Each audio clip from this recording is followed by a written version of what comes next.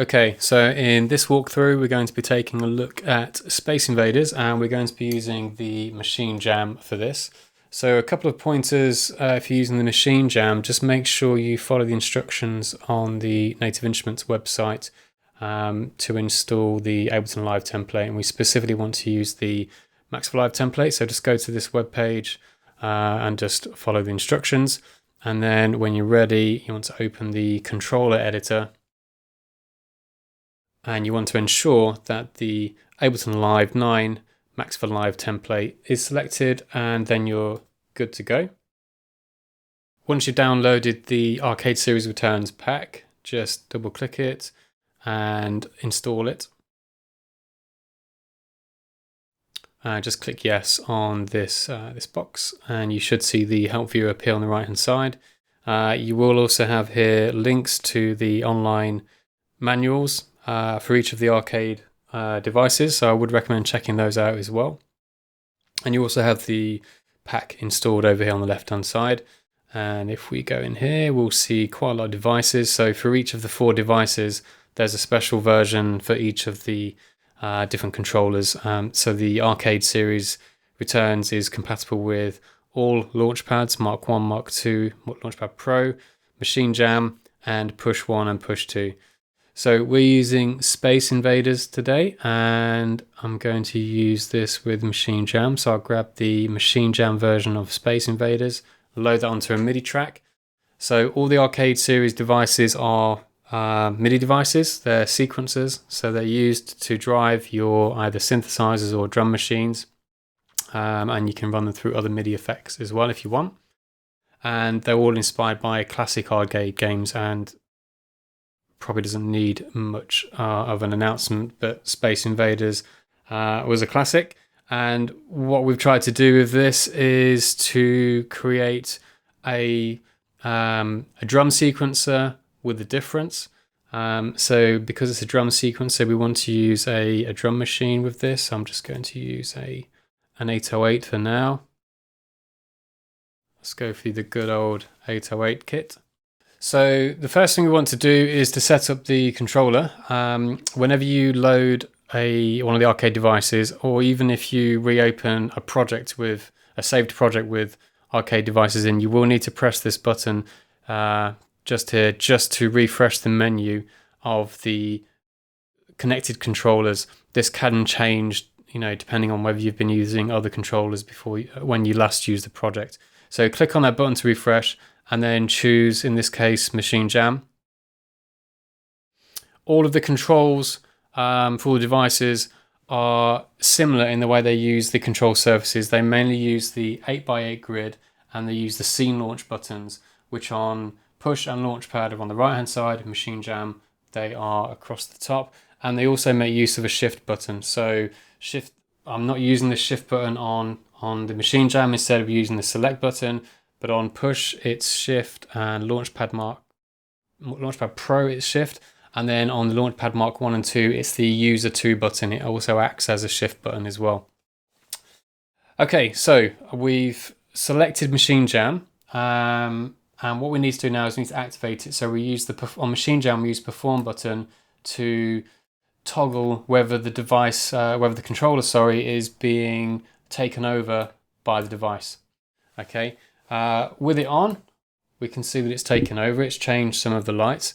What I'm going to do now is just pick one of the presets in here. There's a tiny little drop down menu here, and we can see we get this classic Space Invaders sort of interface that is also represented on the control surface. So let's just play it first of all.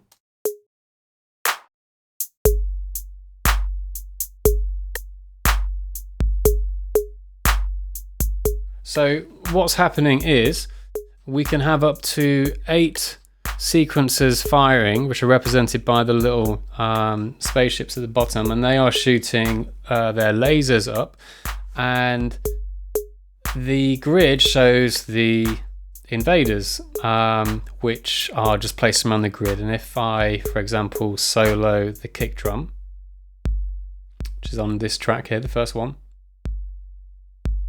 we can see that it's hitting these. Now this isn't too different from a step sequencer, it's just that it's positioned going vertically rather than horizontally. What makes Space Invaders different is relevant to the game. The invaders don't have to remain static, they can move from left to right, and you can see the top row of invaders now are actually shifting right. So every now and again we get an extra hit for the kick, like there and there, but then we don't get one there. It depends on the pattern. So each invader can have a pattern. So to control this, let's go back here. I should mention as well, the control surface is only taken over whilst the device is selected. So if you do click between different devices, different tracks, normal behavior of the control surface is resumed. Only when you're on this track with the actual device does it actually take over. If you want to keep this locked to the device, so you can move around the tracks and keep Space Invaders locked to the track, click on the little device lock button here, and now when we change track, or even different devices on the same track, we still have control over the Space Invaders device. This can be useful if you have maybe 1 or 2 or 3 controllers and you want to use a different arcade device on each one of them. Okay, so let's go back to the device. So let's look at the patterns then. If I wanted to edit or change the settings of some of the invaders, that's what all of these controls here are showing me. Now we can toggle these whether we want to see them or not, so we can minimize them. And what we have are 8 rows of invaders. So if I choose this row here, this is showing me the top row of invaders, and the second one and the third one, and we see a representation of the pattern here. If we want to edit the pattern, there's 2 ways of doing this.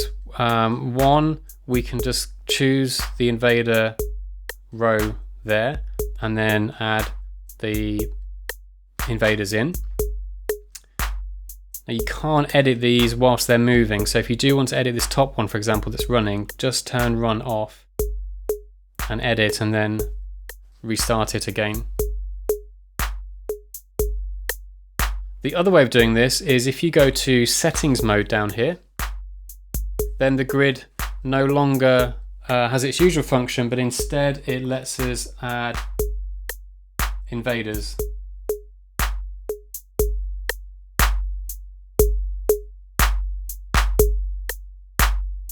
Like so. I'll come onto the settings in a moment.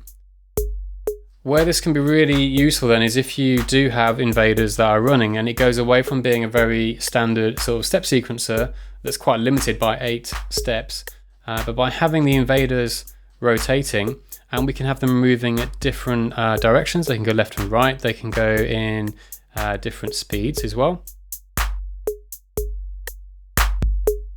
But we can also choose things like the velocity, so we can say that every hit that hits the top row invaders could have a lower velocity. So the velocity settings in this case are specific to the invaders rather than the lasers that are hitting them.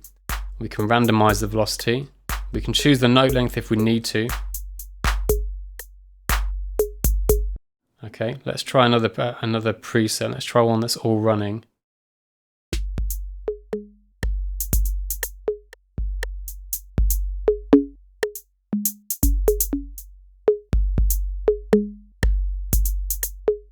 Okay, to fire the lasers then, if you actually want to play with this, let's just turn these off for now.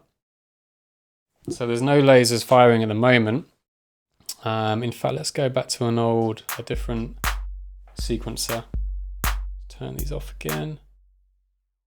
You can fire the lasers by triggering any of the pads. And pressing the pad again re-triggers the laser. To do this, you do need to be in re-trigger mode. When re-trigger mode is not active, pressing a pad, any of the pads on this row will start and stop the laser. If I come out of there. So one starts, one stops. Okay, that's if you want to use it in a toggle way. If you want to be able to re-trigger the lasers or the sequencers, turn re-trigger on, come out of settings, and we can re-trigger the laser. And you can re-trigger from anywhere as well. You could trigger from a specific step if you need to.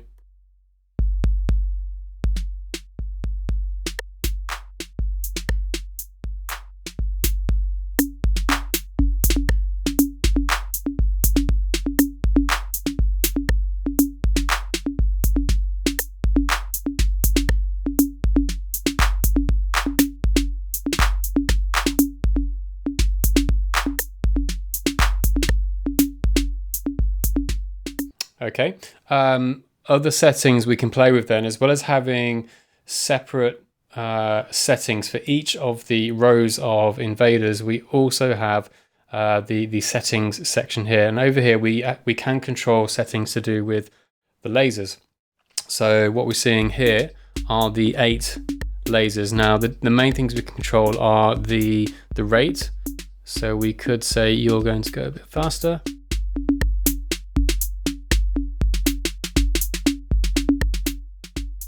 So each laser can have its own rate, and we can also choose the note that's being triggered. This will be the default when you open the device up, and this will trigger the first 8 cells of a drum rack. But you could easily trigger this so it's triggering a different cell.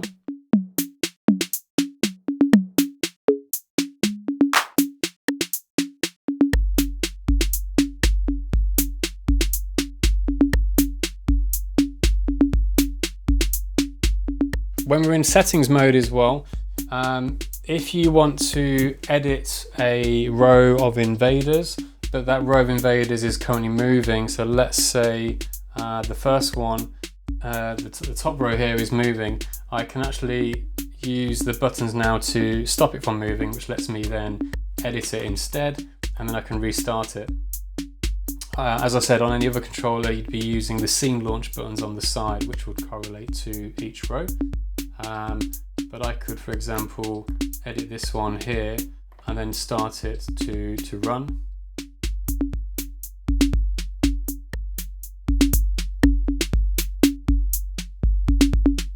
Also, whilst we're in settings mode, we can use the grid to add accents. So to add accents, choose accent edit, and what happens now is the grid is adding the accent notes.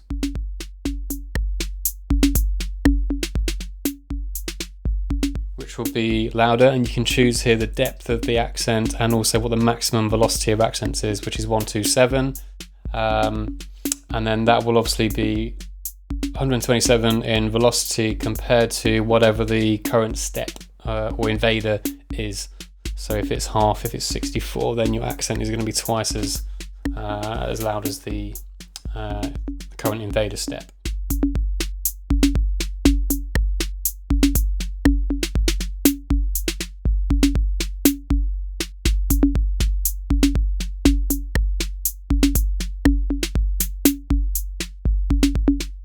You can toggle the settings using the select button or the shift button on the other controllers.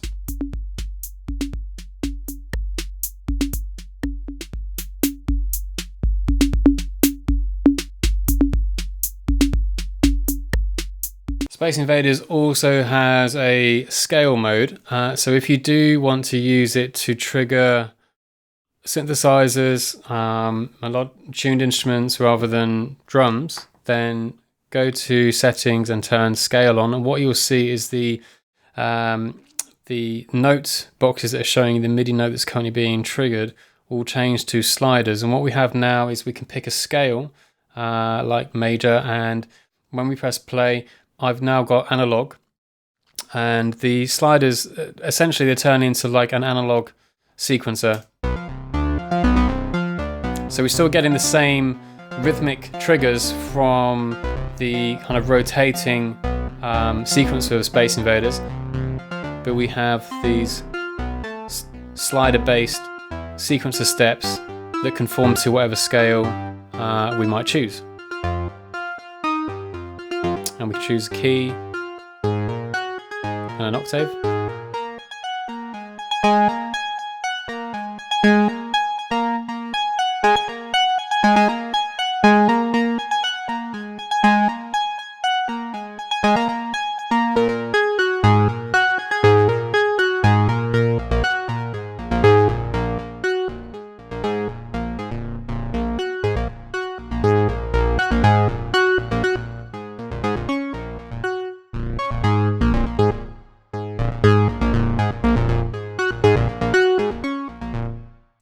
Space Invaders also has a swing section on it over here on the left hand side.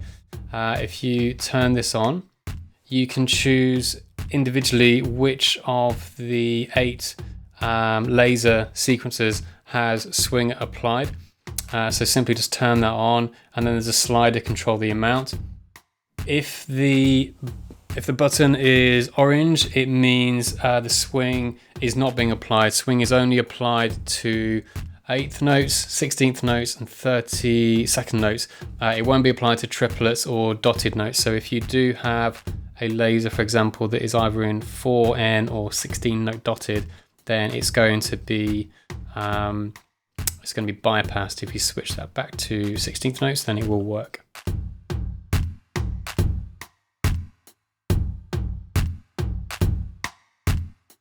Okay, and we also have a looper. So the looper is a MIDI looper. It captures the MIDI data being generated by this device and stores and loops it and plays it back internally.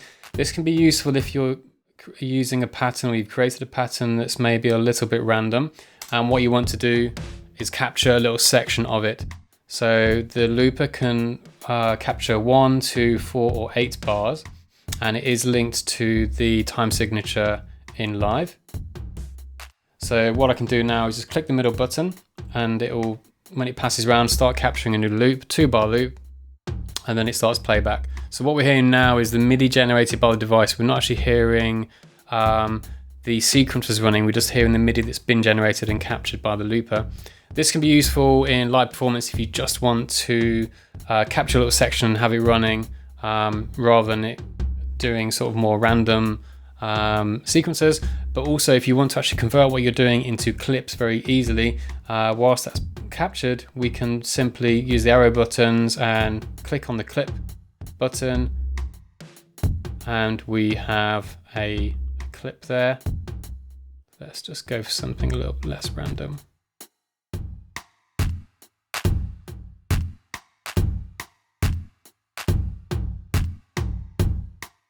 Okay, so that's captured that loop. Let's create a clip. I'll just choose an empty clip slot.